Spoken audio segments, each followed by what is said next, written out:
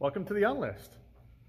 Today I'm talking about a very humble fragrance that often gets very overlooked.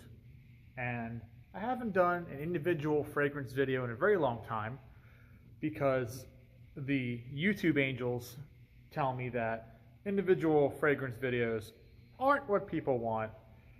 People tend to not want to watch them, and they also for some reason get like deboosted in the algorithm. So that if you put up an individual fragrance video in a long form, not like a short, you're basically just throwing 25 minutes into a hole, right? And even though I don't care so much about reach and all that, I'm not trying to become an influencer, I don't like the idea of me posting a video that nobody sees, doesn't get recommended in their feed, even if they subscribe to me. Like, what's the point of putting up a video if YouTube takes the video and just kind of puts it behind its back like that, saying, oh, no, this doesn't exist, this is not a thing. But, you know, enough's enough. It's been a long time. And honestly, if this video gets like 50 views, I don't care. I just feel like it needs to be up there, even if it's a catalog thing that you discover by scrolling through my past episodes. It doesn't get recommended to your feed. You don't find out about it unless you just go scrolling and browsing. That's fine, as long as it's up there. Right? That's how I'm approaching this video. As long as it's up there, I can point towards it and say, here, you can watch this, I made this. And the fragrance I chose from my collection, I can only do whole bottle perfume videos about things I own because I don't get freebies, right? So very seldomly do I get freebies. And if they are freebies, they are genuine gifts from people that I'm friends with. They're not promotional materials. So they don't count as freebies in that sense because I'm not under obligation to do anything with them. They're just for me to enjoy, right? They are literally gifts for me to wear and use. Whether I make content about them or not is irrelevant. But I'm making content about this fragrance. And you've seen the thumbnail, you've seen the title of the video, you already know what the fragrance is. I love dragging it out and teasing you, but it's about this thing right here. This old, humble fragrance that doesn't get really any discussion anymore. It's not something that really is trending. It's not a fragrance that is going to get you pats on the back for saying that you own this or saying that you enjoy it. You know, it's not a clout fragrance, basically, not a hype fragrance. If you put this in your top 10s or put this in your quote-unquote rotation for everyone to see, no one's going to be like, oh, wow, look, that person is a T Rose user. Oh, he's really cool. She's really cool. They wear T Rose. That's where it's at. That's what's up. You're never going to get that. You are never, ever, ever, ever, ever, ever in a million years going to get someone interested in your content because you sport this fragrance in any capacity. It is just that irrelevant to most people, which is sad. It's actually sad because this fragrance, this humble little T Rose from the Perfumer's Workshop, this, in my opinion, is like the best value for a reference rose fragrance.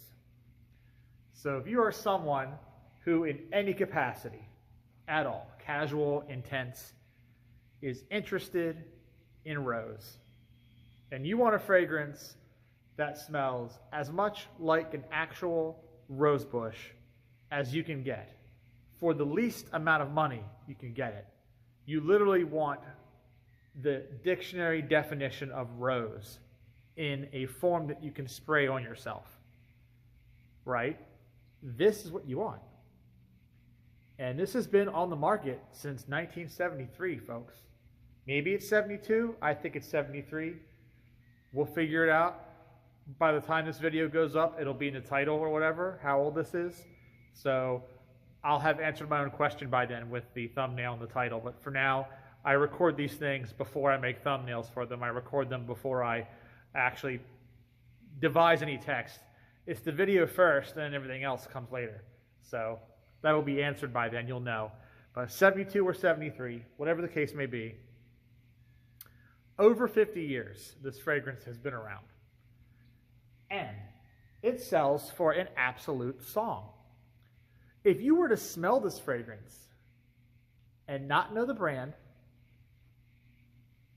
not know the price point, you would smell this and go, oh my God, wow, that just smells so realistic. It's the word that some of you don't like when people use it. When reviewers use the term photorealistic, you get upset because you're like, God, how can something smell visual? Photorealistic doesn't really say anything about the fragrance. Shut up. Okay, when I look at a photograph, especially a photograph taken by a very good camera, high resolution, color accurate, high fidelity to the original thing you see with your naked eye, right? And then I look at a painting in a more abstract or impressionistic style. Which one is going to look more realistic to me? The photo or the Claude Monet painting? Right? It's clear. So when I smell a fragrance, the more like something the fragrance smells, more realistic it is. The high water mark for realism is a fucking photograph. So it's fucking photorealistic. Fuck yourself if you don't like it. All right? Just putting that out there. And this does smell very photorealistic for a rose fragrance. And the uncanny thing is, I can go an extra step and say that this smells photorealistic for a rose fragrance at any price. Any price. $20, $200, $600. I have not smelled a rose fragrance that smells more true to a rose in my limited time on planet Earth, with my limited purview of about 2,000 different fragrances smelled, right? That might be a drop in the bucket for some people like Luca Turin, who I'm sure has smelled tens of thousands of perfumes. But in my limited experience, my 20 years plus in this hobby, I've smelled a lot of rose fragrances. I've smelled a lot of very expensive rose fragrances. And in my opinion, the only thing that smells more like rose than this, aside from an actual rose bush with my face shoved in it, would be like pure rose oil. That's not been adulterated, not been diluted, not been cut or mixed or in any way altered, just straight up rose oil is the only thing that smells more like rose than this does. And not all rose oils are even created equal. Some have very spicy aromas, okay, because not all roses smell the same. So we could really get into the weeds with that one if we wanted to, but we're not. I'm not getting into the weeds. I got into the weeds in my last video with LGBT pride. Do pride fragrances need to exist? Do they really? What's the point, right? It's commercialism, exploitation, or is it something more profound, right? I got into the weeds with that video, and I'm sure a lot of the people that got butt mad when they saw that video are not coming back to watch this one. Goodbye, you won't be missed, but I'm not getting into the weeds with this one. Don't need to. It's very cut and dried, like a rose. Ha ha ha. Ah. So, this fragrance is as it sounds. Tea rose. It smells like a yellow or green tea rose. So, you're hoping for a fragrance that photorealistically smells like a damask rose. This is not going to be it for you. You're looking for a photorealistic rose fragrance that smells more like a dark blood red black Turkish rose. Again, this is not for you. If you wanted more of like that May rose smell, slightly powdery, right? The May rose, the centifolia roses. If you wanted that, again, this will not do it for you. But if you're familiar with the tea rose, one of the more common colors the tea rose comes in is yellow and white. If you've had those roses in any capacity growing up in your gardens, growing along the roadside somewhere, just anywhere, right? Tea roses are very common roses. They are some of the cheaper roses to get and plant and grow. So people might look at a tea rose and go, that's plebeian, right? It's not one of those really rich hybrid things, Rosa Gallica kind of things. It's not you know, one of those guys. It's just your basic Home Depot bought and sold on the roadside kind of a rose, right? Little package of seeds you can buy and plant yourself. That's boring, that's trite, I'm not interested. And I'm like, well, good for you. More for me. You can go buy a different kind of rose perfume. I don't care. But if you like those roses, if those kinds of roses appeal to you, maybe you grow them in your backyard, right? And you want a wearable form of that, guess what? Got you covered. Now, a little history on this house, okay, since the Perfumer's Workshop doesn't exactly get a whole lot of discussion as a house either. They don't.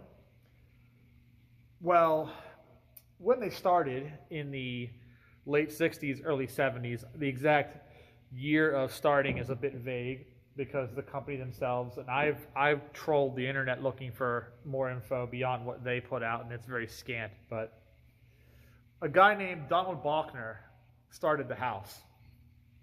His wife had the most ridiculous of names. His wife's name was Gun, like the boom boom pow pow kind of gun, G-U-N. So Donald and Gun Bachner started the Perfume's Workshop Limited Company, and their first perfume counter was in a Bloomingdale's, New York, Bloomingdale's. And they had a different way of doing things from most other perfume houses. So they basically took it all the way back to the apothecary days, to the like 1500s, 1600s court perfumer way of doing things, where they just had a wall of essential oils behind them. And you bought bottles at the counter there.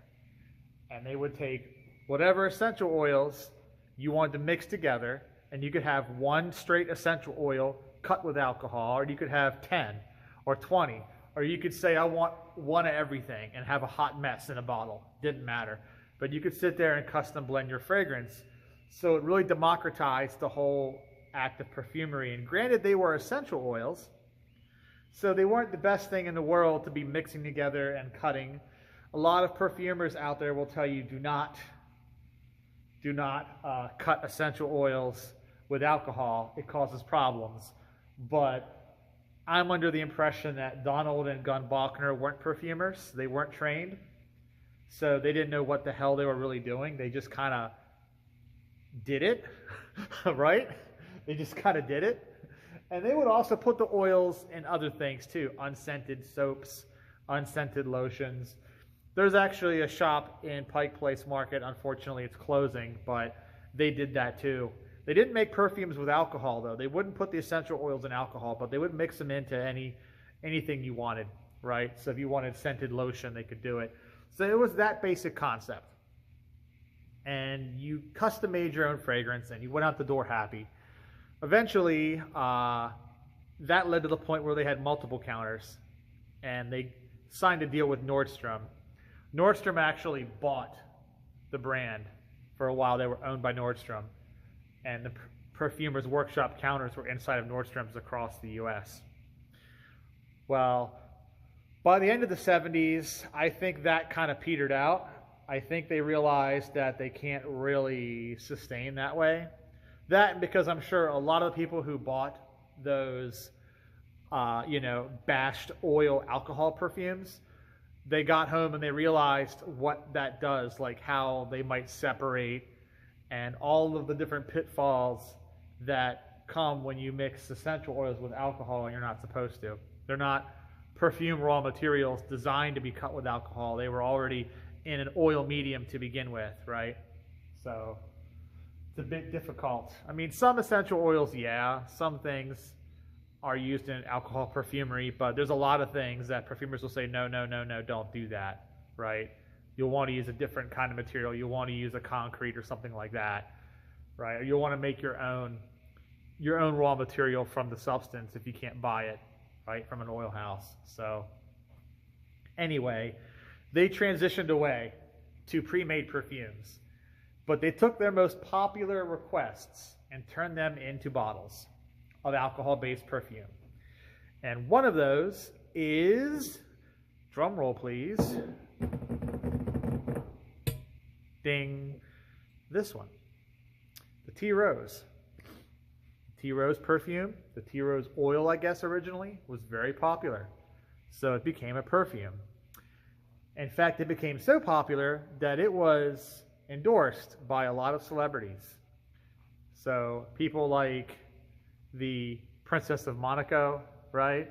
Which Creed likes to claim had Florissimo or whatever. Nah, not true.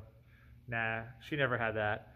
Also, Catherine Deneuve, yeah, she's got an Avon fragrance. She also was a big fan of this. And there's just an assortment of tea rose fans. I think Nicole Kidman was even into wearing this at one point. And it's funny because it's very cheap, like I said, very cheap, very inexpensive. But it had, at least for a time, it had some clout because it was a secret weapon. In fact, this fragrance became popular with theatrical productions.